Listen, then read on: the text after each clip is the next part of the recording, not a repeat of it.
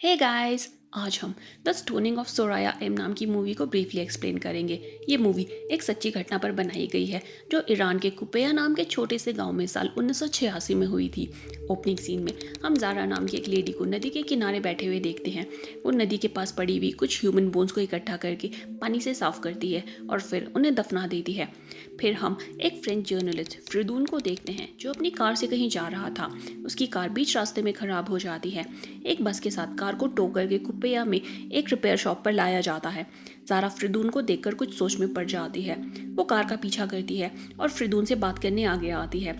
Zara फ्रिदून को कुछ बताना चाहती थी पर मुला और मेयर उसे रोक देते हैं। वो दोनों जारा को वहाँ से भगा देते हैं और फ्रिदून से कहते हैं कि जारा एक पागल औरत है। जारा इतनी आसानी से हार नहीं मानने वाली थी। जब फ्रिदून पास में एक कैफ़े में रेस्ट कर रहा था तब जारा उसे एक मैसेज एक पेपर पर लिख कर देती है। जारा ने उसे अपने घर का रास्ता बताया था। फ्रिदून थोड़ा सोचता है फिर जारा के घर के लिए निकल जाता है। फ्रिदून जारा के घर पहुंचता है जहां जारा उसका वेलकम करती है। वो जारा से पूछता है कि उसे फ्रिदून से क्या चाहिए। जारा उसे कहती है कि जो कुछ भी वो बताने वाली है उसे फ्रिदून को टेप पर रिकॉर्ड करना होगा। ऐसा इसलिए क्योंकि सारी दुनिया को ये सच्चाई पता होनी चाहिए।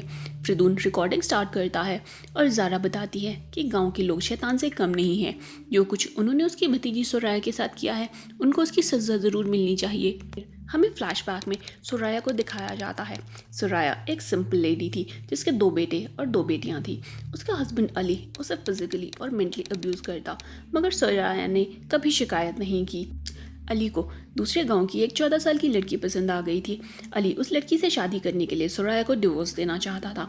अली अपने दोनों बेटों और न्यू वाइफ को शहर ले जाना चाहता था मगर वो सोराया और उसकी बेटियों को चाइल्ड सपोर्ट के लिए पैसे नहीं देना चाहता था।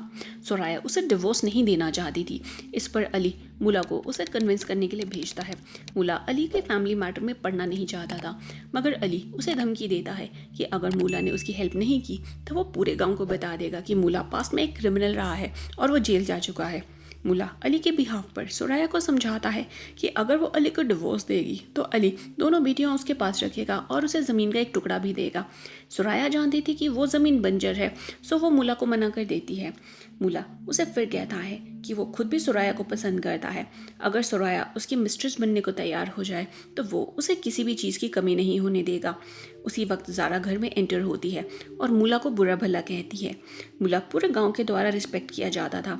जारा के कड़वे शब्द सुनकर वो कहता है कि वो इस बेइज्जती का बदला ज़रूर लेगा। मुला के जाने के बाद सोराया जारा को उस लड़की के बारे में बताती है जिससे अली शादी करना चाहता है। उस लड़की का पिता जेल में अपने डेथ सेंटेंस का वेट कर रहा था। अली जो कि एक प्रिजन गार्ड है उसने उस आदमी को जेल से रिहा करवाने के बदले उसकी बेटी का हाथ उससे मांगा है। शाम को खाने के वक्त अली सोराया को बुरा भला कहता है। अली ने अपने बेटों को भी सोराया के बारे में झूठ बोलकर अपनी तरफ मिला लिया था। जब सोराया अपने लिए स्टैंड लेने की कोशिश करती है तो अली उसकी पिटाई कर देता है। सोराया अपनी बेटियों को लेकर जारा के घर पर पहुंचती है। जारा नहीं चाहती थी कि अली को पहले से भी ज़्यादा गुस्सा आए सो वो सोराया को घर वापस जाने को कहती है। दोनों बातें कर ही रही थी जब गांव का कार मैकेनिक हाशिम जारा के घर पर आता है। उसकी वाइफ बीमार थी और हाशिम जारा से हेल्प मांगने आया था।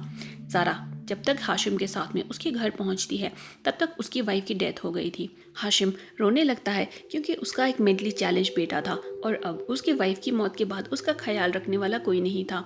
गांव के मुला, मेयर और बाकी लोग हाशिम को लेकर चिंतित है। हाशिम अपनी दुकान के काम के साथ अपने डिसेबल्ड बेटे का ख्याल नहीं रख सकता था। वो लोग सोराया को कुछ पैसों के बदले हाशिम के घर और बेटे का ख्याल रखने की जिम्मेदारी देते हैं। सोराया ये जॉब एक्सेप्ट कर लेती है ताकि वो अपनी बेटियों के लिए कुछ पैसे जमा कर सके मगर वो बेचारी ये नहीं जानती थी कि ये सब अली का प्लान था। उस दिन से सोराया रोज़ हाशिम के घर काम करने जाती और उसके बेटे का ख्याल रखती। जैसे ही हाशिम घर लौटता सोराया वहाँ से निकल जाती। वो हाशिम से कोई फालतू बात नहीं करती ताकि लोग उसके बारे में कुछ गलत ना कहें। अली दूर से उसकी एक्टिविटीज़ को नोटिस करता। एक शाम अली मुला को अपना प्लान बताता है। अली सोराया और हाशिम के झूठे अफेयर की खबरें सारे में फैलाना चाहता था। उनके गांव में इस गुनाह की सज़ा स्टोनिंग थी, मतलब जब तक इंसान मर ना जाए तब तक उसे पत्थरों से मारना। इस तरह सुराया मर जाती और अली को उसके बच्चों की परवरिश के लिए पैसे भी नहीं देने पड़ते। मुला पहले उसे मना कर देता है, पर अली उसको उसके क्रिमिनल पास्ट को लेकर फिर से ब्लैकमेल करता है और वो ना चाहते हुए भी मान जाता है। कुछ दिन में ज़ारा को सुराया और हाशिम के अफेयर की अफवाहें अपनी फ्रेंड से पता चलती है। जब अफवाहें और फैलती हैं तो अली मेयर के पास जाकर ऑफिशियल कंप्लेंट करता है, मगर मेयर एक जेन्युइन आदमी था।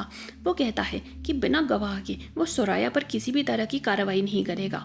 अली हाशिम के पास जाकर उसे मेयर को झूठी गवाही देने को कहता है। हाशिम एक अच्छा आदमी था, सो वो अली का साथ देने से मना कर देता है। अली फिर उसके बेटे को जान से मारने की धमकी देता है। हाशिम अपने इकलौते बेटे को खोने के डर से मान जाता है। अगले दिन अली सारे गाँव के सामने सुराया की जमकर पिटाई करता है। ज़ारा बीच में आकर सुराया को बचाकर अपने घर ले जाती है। बाद में मेयर और हाशिम ज़ारा के घर आते हैं ताकि वो सुराया की साइड की स्टोरी सुन सकें। वहाँ हाशिम सबके सामने अपने और सुराया के अफेयर को कंफर्म करता है। गांव की औरतें जानती थी कि सुराया को फंसाया जा रहा है, पर उनकी कोई नहीं सुनता। गांव के मर्द ही सारे फैसले लेते। उनको लगता है कि अगर सुराया को छोड़ दिया गया तो सारी औरतें अपनी मनमानी करने लग जाएंगी। ज़ारा के घर के बाहर एक भीड़ सुराया के खिलाफ प्रोटेस्ट करने पहुंच गई थी। ज़ारा अपना और सुराया का सामान पैक करके भागने का प्लान करती है, मगर बाहर वो देखती है कि कुछ लोग गन्स के साथ में पहरा दे रहे थे ताकि सुराया वहाँ से भाग ना सके। सुराया अपनी सज़ा को एक्सेप्ट करके अपनी बेटियों को आखिरी बार हक करती है। सुराया को सफ़ेद कपड़े पहनाकर उसकी सज़ा के लिए लाया जाता है। गांव के सारे लोग सुराया को सज़ा देने के लिए इकट्ठे होते हैं। मुला कहता है कि हर पत्थर जो सुराया के शरीर पर चोट करेगा उससे गांव का मान बढ़ेगा। कुछ लोग ज़मीन में एक गड्ढा करते हैं और सुराया के आधे शरीर को मिट्टी में गाड़ दिया जाता है। इसका मकसद ये था कि सुराया हिल ना सके, ना ही भाग सके। मेयर सुराया को अपने आखिरी शब्द बोलने को कहता है। सुराया कहती है कि वो बेगुनाह है, मगर गांव वाले उसकी कोई बात सुनने के मूड में नहीं थे। सबसे पहला पत्थर सुराया के पिता को दिया जाता है। वो पत्थर मारने वाले थे जब ज़ारा बीच में आकर उनको रोकती है। वो बार बार सबसे सुराया को छोड़ने की गुजारिश करती है, पर जब इससे कुछ नहीं बनता तो मेयर को वो सुराया की जगह उसे सज़ा देने को कहती है, पर इसका भी कोई असर नहीं पड़ता।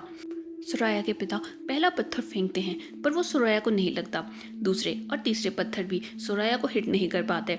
गांव की औरतें कहने लगती हैं कि ये भगवान का तरीका है उनको बताने का कि सुराया बेकसूर है। मेयर को अब सुराया पर भरोसा होने लगा था। वो अब सुराया को सज़ा नहीं देना चाहता था, मगर मुला उसे कहता है कि अब देर हो गई है। अगर अब ये सब रोका गया तो गाँव के लोग उन पर कभी भरोसा नहीं करेंगे। अली फटाफट पत्थर उठाकर सुराया की ओर फेंकता है, जो सीधा उसके माथे पर जाकर लगता है। गाँव वाले चीयर करने लगते हैं।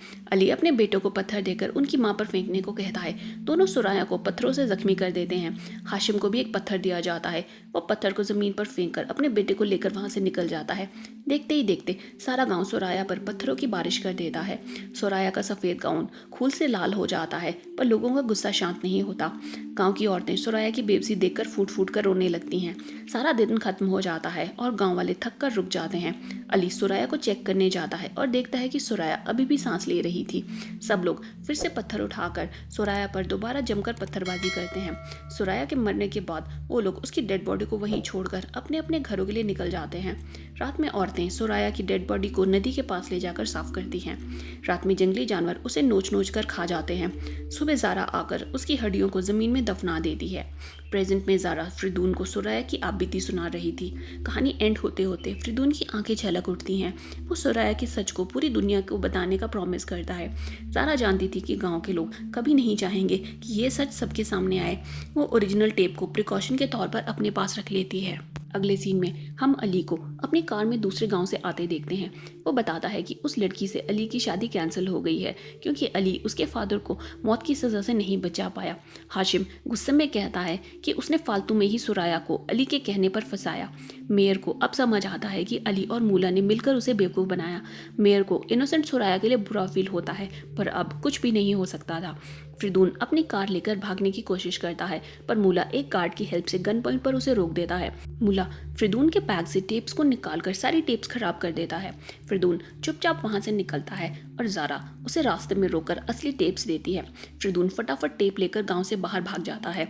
ज़ारा खुश होकर कहती है कि अब सारी दुनिया सुराया की सच्चाई जानेगी। फिर हमें एज ऑडियंस बताया जाता है कि फ्रिदून ने वापस पहुंचते ही सुराया की स्टोरी को पब्लिश किया। सुराया की स्टोरी इंटरनेशनल बेस्ट सेलर बनी और पूरी दुनिया को सुरैया जैसी कई औरतों की समाज के द्वारा उत्पीड़न के बारे में पता चला। मूवी की लास्ट सीन में हम असली सुरैया की एक फोटोग्राफ देखते हैं जब वो 9 साल की थी। इसके साथ ही मूवी एंड हो जाती है। आपको सुरैया की ट्रैजिक लाइफ स्टोरी कैसी लगी हमें कमेंट करके ज़रूर बताएं। वीडियो पसंद आई हो तो लाइक करें, चैनल पर नए हैं तो सब्सक्राइब करें। आज के लिए इतना ही, मिलते हैं अगली वीडियो में। तब तक stay healthy and stay safe. Good bye.